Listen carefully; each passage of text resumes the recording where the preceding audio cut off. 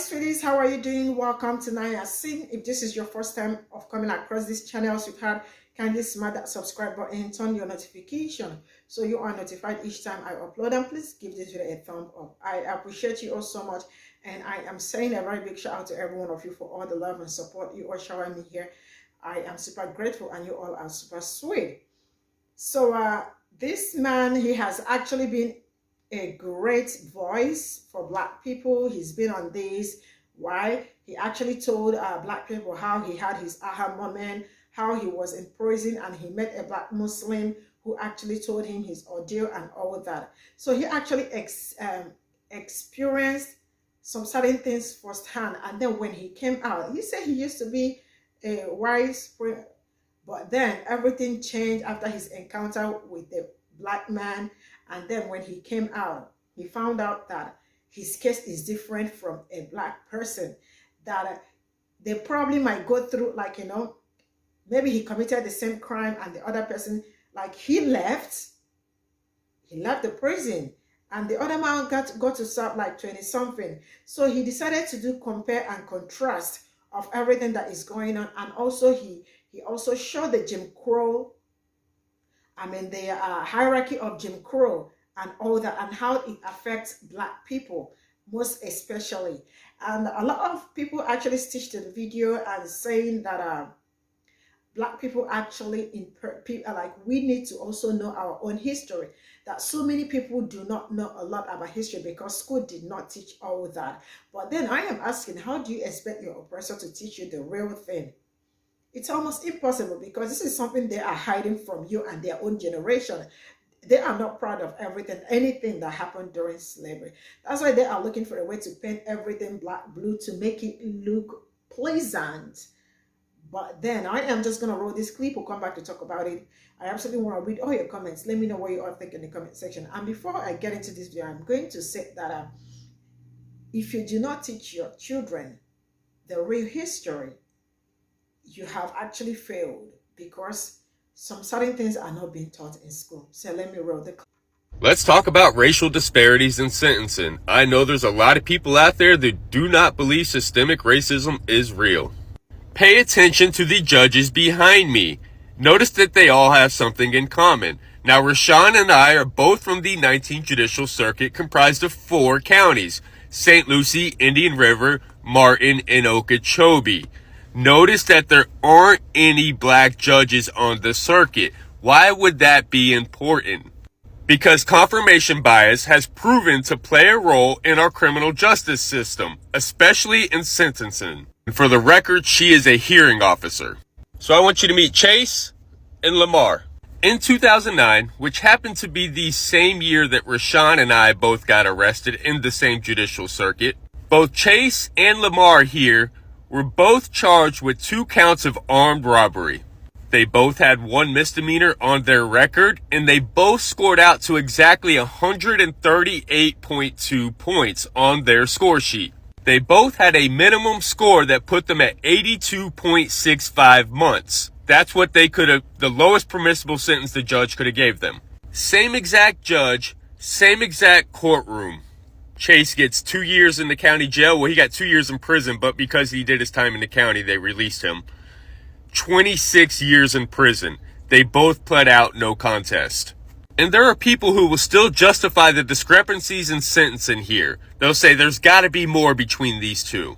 Well, let me save you the Google search. They said that Lamar was not remorseful and would not cooperate with the state. They said Chase was contrite, remorseful, and cooperated with the state. And I hear this all the time when judges give out sentences. First of all, how are you going to tell if someone is remorseful or sorry for what they did? Everybody expresses emotion differently. Not to mention, there are certain people who come from certain communities where they're not allowed to show emotion, where they're not allowed to cooperate with the state because that would put themselves or their entire family at risk. But anyway, you chop this up, this judge saw this man as a redeemable all-American boy, and he saw this man as a violent thug. So after this case, they did some research. They found that Black defendants get longer sentences in the Treasure Coast system, the same system that Rashawn Clark was sentenced in. Just look at the disparities in sentencing here. On the left is the days in lockup, underneath is the charges, and then the orange are black defendants and the gray is white defendants. And you can see the huge difference in the disparities of sentencing. So Rashawn, in his case, was the least culpable and he was the youngest.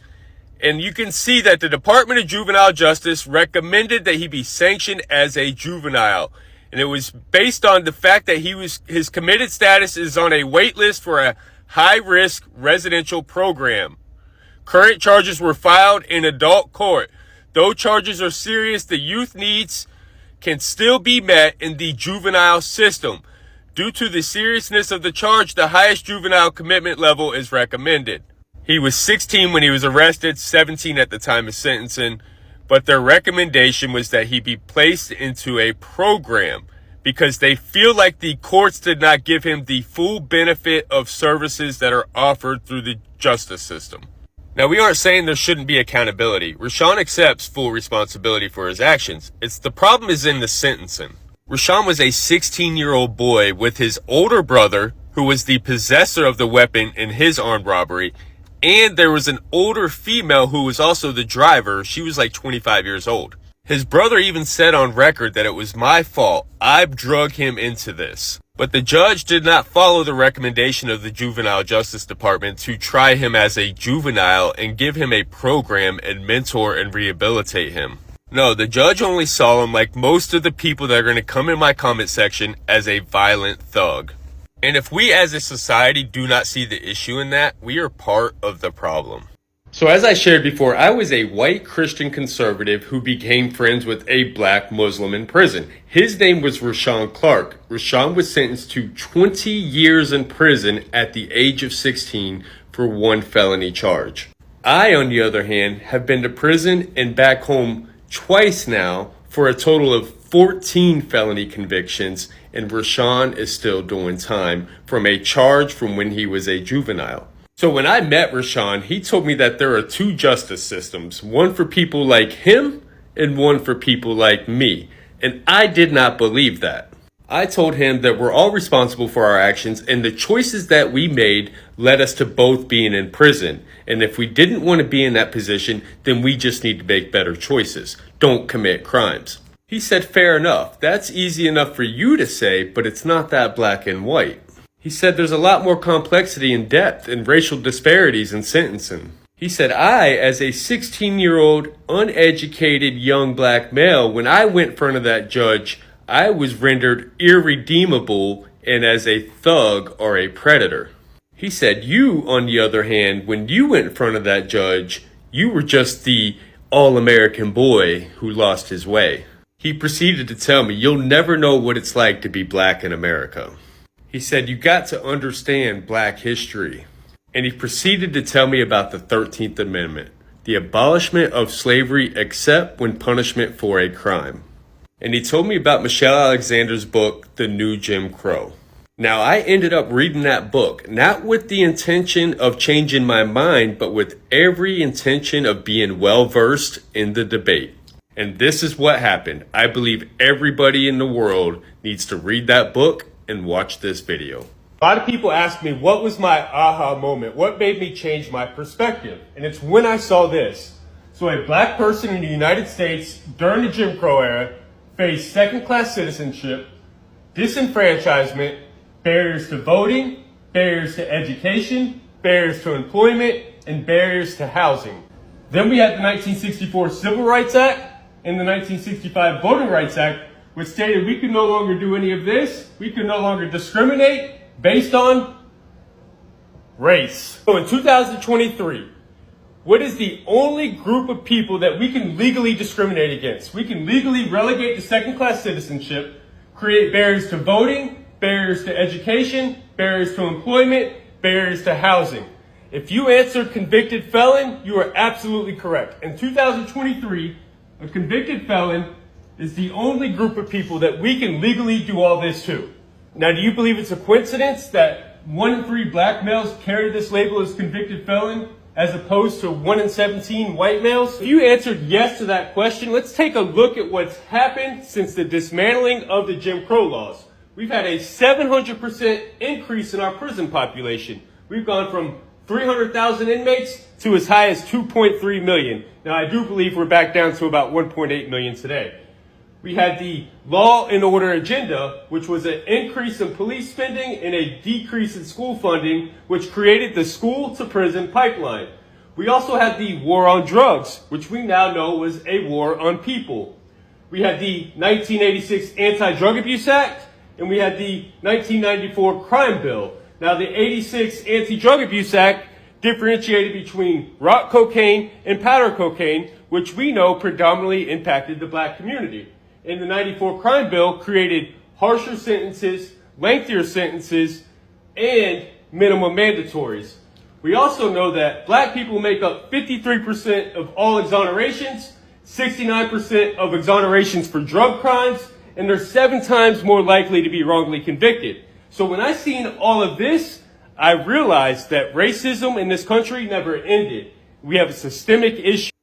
My aha moment. What made me change my perspective? If you haven't watched that video yet, watch it right after this video. I'm just going to expand on it a little bit. Black history is very important for us to learn and to really educate ourselves on, because we don't get the proper teaching of black history in the public school system. It's just not there. And there's arguments for critical race theory and all of these things, but a lot of people are pushing against it. So as people who want equality and really want to integrate correctly and love each other, we need to understand black history and what black people have gone through, because we're kind of very sheltered in a sense, because we don't know our own history, and our own identity is kind of constructed in a way because we are only taught what they want to teach us, because we have been taught in the public school system. And the public school system is it needs a lot of work. This document right here, 5 pages, I recommend all of you guys to read it. But it talks about creating a gap within the black community and causing separation so that the black community kind of distanced themselves from the people like the Black Panther Party and any black organization that was trying to help the black community. They wanted to distance black people from that so that they can have complete control over the black community. I recommend everybody to read that document. It's only 5 pages. It's a quick read, but it will open your eyes to a lot of things that is happening and has happened. And then you look at the black community now, that document word for word talks about constructing the black community to how it is right now with everything going on. And it's crazy because it's not a conspiracy theory. This is a government document. This is real life, but we aren't taught any of these things. We aren't told that things like this exist. It exists if you look for it. It really does. And now it's up for us to really change what is going on in the world. The 1980s crack pandemic was government orchestrated. There's evidence for that.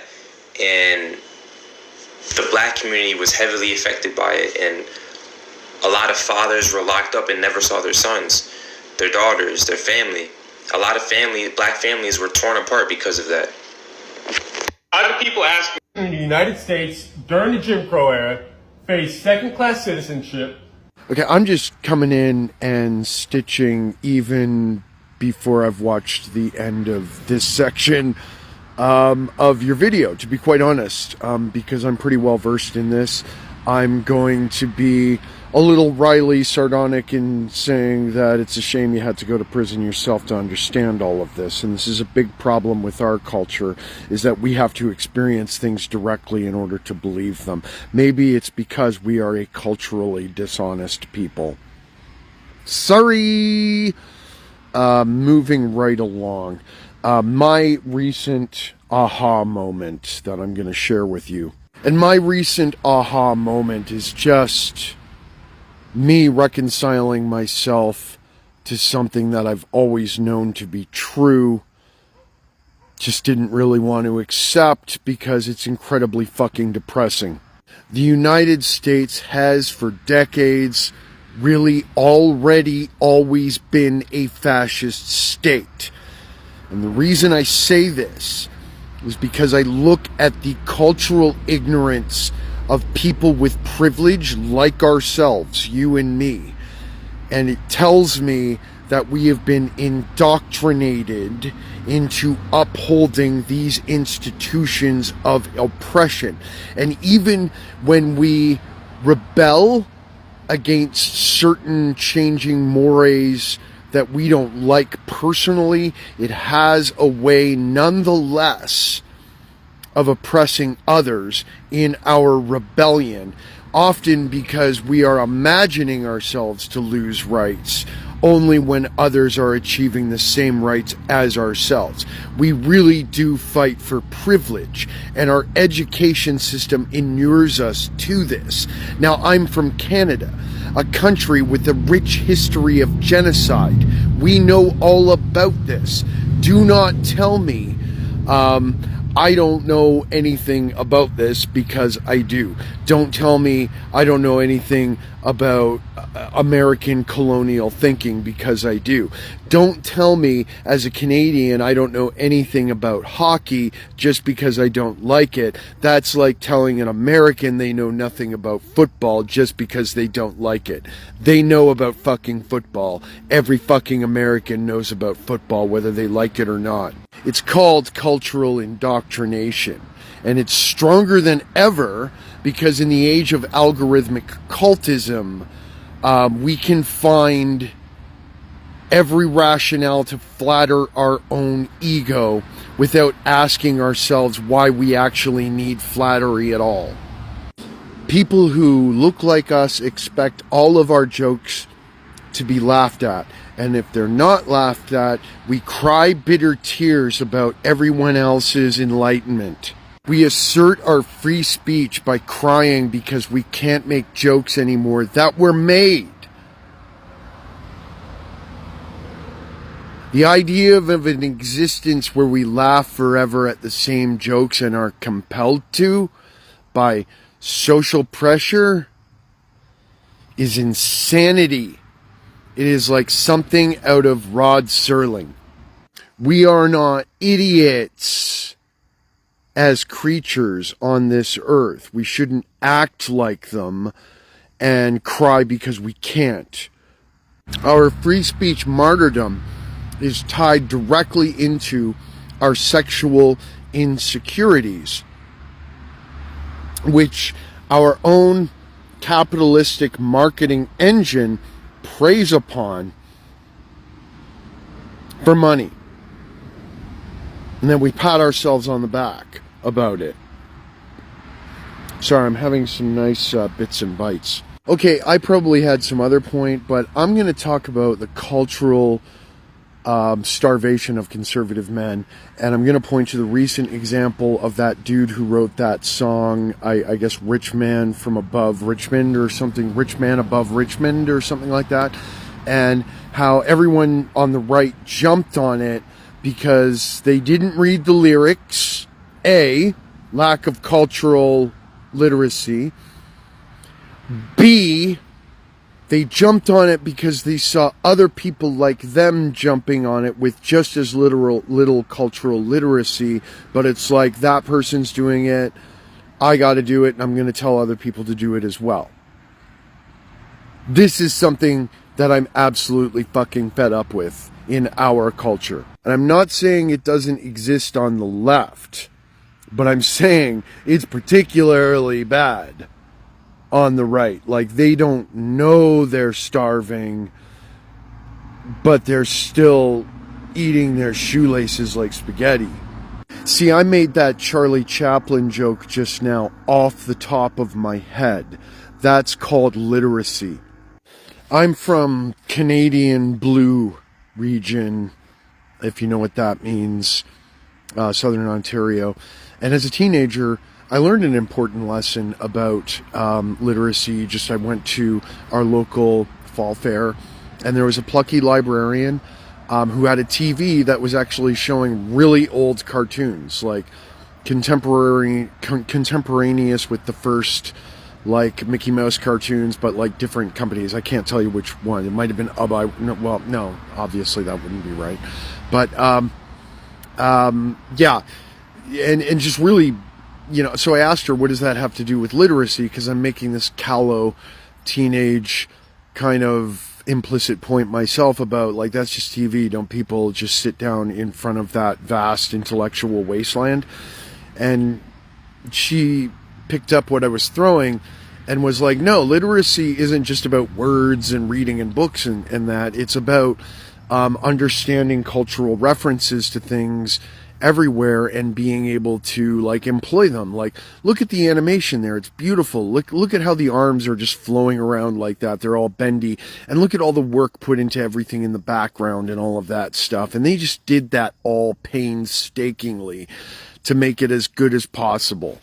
And like, this is the root of what we know about animation. And there's like worse animation that came after this. And she was right about that.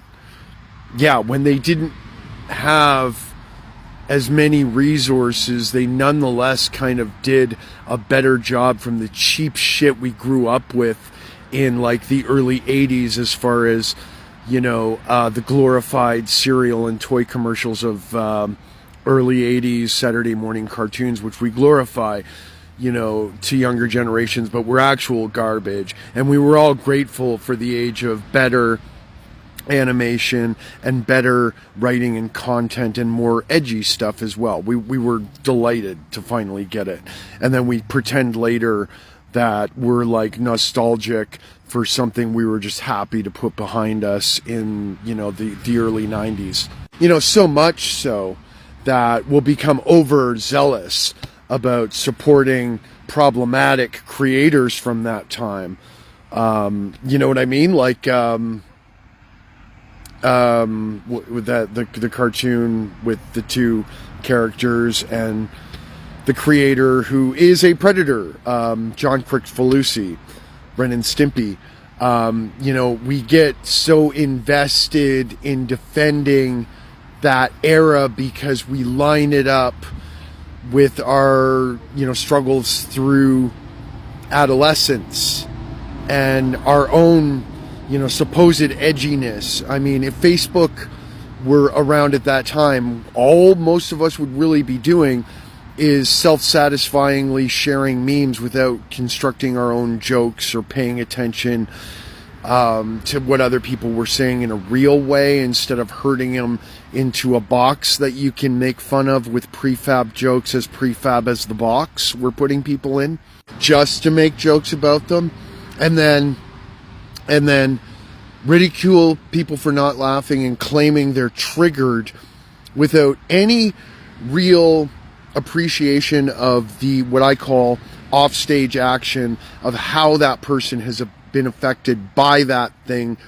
themselves. And then with that dismissiveness behind us, we then go on to complain about cancel culture on the same grounds of like, oh, you can't judge someone based on, them blowing up that way. It's total nonsense. It's total hypocrisy.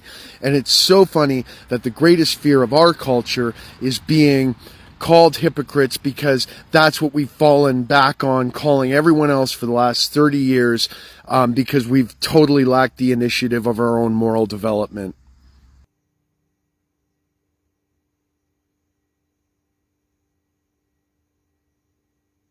So this is all I got from the stitches, and this, yes, he actually said it. I mean, this is very insightful, and let me pick up from what one of the brothers said. He said that whatever Black history is actually a must, and that is absolutely right. It's actually a must, and they actually know the reason why they are trying so hard to stop African American history, because what they have been, what is being taught in school is actually whitewash.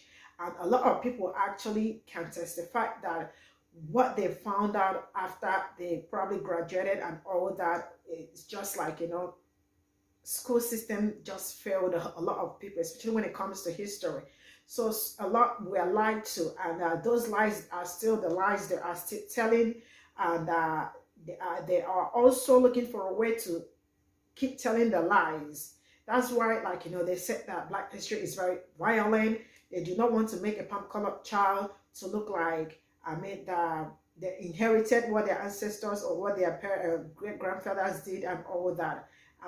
They don't want them to feel like, they feel like they did something bad, or that they inherited being right to the season and the rest of it. So there is a lot and more to it, and it is left for us. You all already know that in like every damn places, like, they are saying they do not want to teach African American history. It is left for us to teach our kids African American history. Do not wait for your oppressor to teach your history, because you do not expect them to teach the correct thing. And you all know why they do not want that history, because they do not even want their kids to know what they did, and the coming generation to know what they did. They know that their history was so horrible, it's very horrifying, and they are looking for a way to cover all that. But you, as a Black person, you failed if you do not teach your kids all this, if you do not let them know all this, because these are your foundation. These are the important things you should. If school failed them, do not fail them as parents. Yeah, so that is it. And look at what the other man was saying. Systemic rate of the season. A lot of people they know it is happening, but they do not want to, like, come openly and accept that it is happening. It is all happening. It's all everywhere. Like the other man said, some kids do not even know their parents because of mass incarceration that is going on in Black community. And the whole thing is just messed up. But all I can say is that if you do not teach your child African American history, if you do not tell them the real truth about history, maybe the outside world will teach them in a horrible way. So yeah, this is where I am going to draw the curtain. Thank you so much for the support, and see you all in my next video. Bye for now.